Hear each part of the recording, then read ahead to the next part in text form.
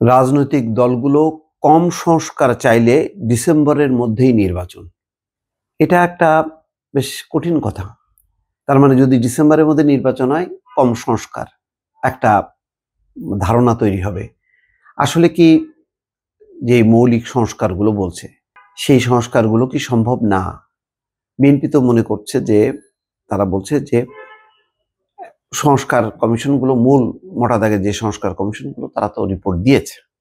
বাকিগুলিও যদি জানুয়ারির মধ্যে দেয় এবং ডিসেম্বর পুরো মাস ডিসেম্বর, ফেব্রুয়ারি, মার্চ ২ মাসও যদি হয় তারপরেও তো এই বছরের মধ্যে পূর্ণাঙ্গভাবে সেই সংস্কারের মধ্য দিয়ে যদি ঐক্যমত্য হয় তাহলে নির্বাচন সম্ভব। আর খুঁটিনাটি সব বিষয়ে ঐক্যমত্য হবে না। যেমন সংখ্যানুপাতিক নির্বাচন এর ব্যাপারে ওই যে চরমনাই পীর বলছে যেটা মানবে না, মহিলাদের অন্তর্ভুক্তি মানবে না, এই ব্যাপারে তো দ্বিমত থাকবেই।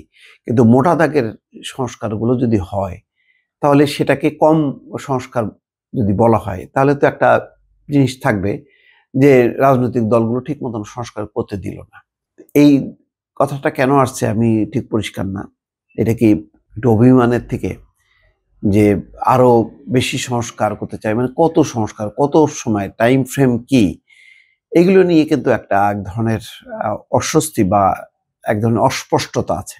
সেটা রাজনৈতিক দলগুলোও কিন্তু খুব মানে বলতে পারছে না যে না ঠিক মতন চলছে, রোডম্যাপ অনুযায়ী কাজগুলো চলছে। রোডম্যাপ তো লাগবেই, কারণ অন্তর্বর্তী সরকার তো অন্তর্বর্তী, সেটা তো আর রেগুলার গভর্নমেন্ট না। সুতরাং যত দ্রুত সম্ভব একটা রেগুলার গভর্নমেন্ট খুবই দরকার। এখন এমনিতেই ট্রাম্প আসছে, তারা বলেছে যে বাংলাদেশে একটি রাজনৈতিক পট পরিবর্তনের পর একটা বিশৃঙ্খল অবস্থার মধ্যে আছে। ভারত বারবার ইন্ডিকেট করার চেষ্টা করছে বাংলাদেশে নির্বাচিত কোনো সরকার নেই, নির্বাচিত সরকার আসলে সম্পর্ক স্বাভাবিক হবে। তো স্বাভাবিকভাবে একটা সিস্টেমের মধ্যে আসতে হবে। এটা সংস্কারও প্রয়োজন, মোটা দাগের সংস্কার প্রয়োজন, আর খুঁটিনাটি যে সংস্কারগুলো এটা চলমান থাকতে হবে। মোট কথা রাজনৈতিক দলগুলো যদি মোটা দাগের সংস্কারগুলো না করে তাহলে তারা ফেল করবে এবং জনগণ আবার নিশ্চয়ই ৫ বছর পর তার সমুচিত জবাব দেবে। তো সুতরাং এখন একেবারেই মানে কোন পর্যন্ত করতে চায় এবং সেই পর্যন্ত কেন এই সময়ের মধ্যে সম্ভব না, এটা নিয়ে একটা প্রশ্ন। প্রেস সচিব শফিকুল আলম বলছেন, প্রধান উপদেষ্টা নির্বাচনের দুটো সময় ঘোষণা দিয়েছিলেন। যদি কম সংস্কার হয় সেক্ষেত্রে ডিসেম্বরের মধ্যে নির্বাচন। যদি রাজনৈতিক দলগুলো মনে করে অন্তর্বর্তী সরকারকে দিয়ে আমরা আরো বেশি কিছু সংস্কার করে নেব, সেক্ষেত্রে ২৬ জুনে নির্বাচনের কথা তিনি বলেছেন। সত্যিকার অর্থে আমরা যে খুব বেশি সময় নিচ্ছি তা না, খুবই যুক্ত একটা সময়ের কথা প্রধান উপদেষ্টা বলেছেন। কিন্তু সংস্কার রিপোর্টগুলো তো মোটা দাগের নির্বাচন, সংবিধান সংক্রান্ত তারা তো দিয়ে দিয়েছে, তাহলে আর কি বাকি আছে? শফিকুল আলম বলছেন যে আপনাদের মনে রাখতে হবে এই সরকারে যারা আছেন তাদের কারো এই পাওয়ারের উপর লোভ নেই। স্ব জায়গায় তারা বুৎপত্তি অর্জন করেছিলেন, সেখানে কাজ করে তারা আনন্দ পান, তারা সেখানে ফিরে যাবেন। হ্যাঁ, এটা ডক্টর ইউনূসও বলেছেন, শাসন কাজ পরিচালনা আমাদের কাজ না, আমরা নিজ নিজ পেশায় সন্তুষ্ট আছি। তিনি বলছেন যে আমাদের নৈতিক দায়িত্ব বাংলাদেশের ইতিহাসে সবচেয়ে ভালো নির্বাচন উপহার দেওয়া। অবশ্যই এটাই তো হওয়া উচিত। প্রধান উপদেষ্টা সেটা বলেছেনও, সেই আলোকে আমরা কাজ করছি। আমরা আশা করি দরকারি সংস্কারের পর সামনে যে নির্বাচন হবে সেটা একটা ঐতিহাসিক নির্বাচন হবে।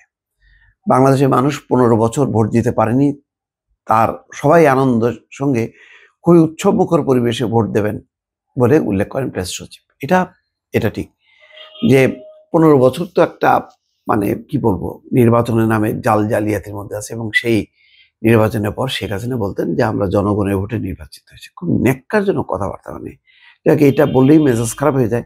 আমি আর সেই প্রসঙ্গ যাই না, কিন্তু আওয়ামী লীগ যদি এই নির্বাচন, আমি আপনাদেরকে বলতে পারি, আর নাও পার্টিসিপেট করে, তারপর উৎসবমুখর হবে এই কারণে বাংলাদেশে বড় বড় রাজনৈতিক শক্তি এখন সামনে আছে।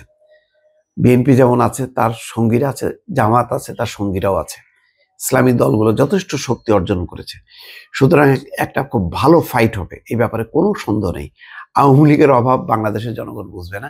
আর আওয়ামী লীগ যদি আসে, শেখ হাসিনা ছাড়া, শেখ পরিবার ছাড়া, সেই ব্যাপারে আমার ধারণা যেহেতু নিবন্ধিত দল, আপত্তি নেই। এখন আওয়ামী লীগ নির্বাচন করবে নাকি প্রশ্নবিদ্ধ করে রাখবে সেটা অন্য বিষয়, কিন্তু নির্বাচনটা একটা হওয়া দরকার, তাড়াতাড়ি হওয়া দরকার, একটা সাংবিধানিক সিস্টেমে না আসলে অনেকে নানা রকম সুযোগ নিতে পারে। সুতরাং একটা রেগুলার গভর্নমেন্ট এখন এই মুহূর্তে দরকার। এই ব্যাপারে কোনো সন্দেহ নেই দর্শক। ভালো থাকবেন। আল্লাহ হাফেজ।